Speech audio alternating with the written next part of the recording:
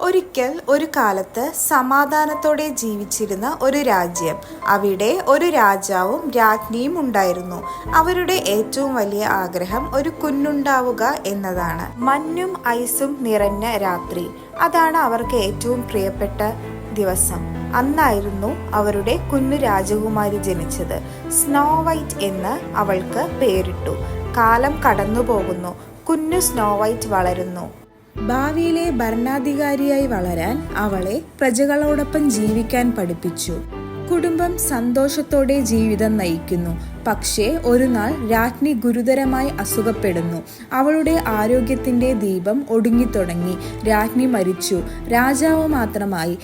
ഒരു ദിവസം രാജസന്നിധിയിലേക്ക് ഒരു എൻചാന്റഡ് വുമൺ വരുന്നു. അവളുമായി രാജാവ് വിവാഹം കഴിക്കുന്നു. അവളുടെ ശക്തി സ്വാഭാവികതയേക്കാൾ മുകളിലായിരുന്നു.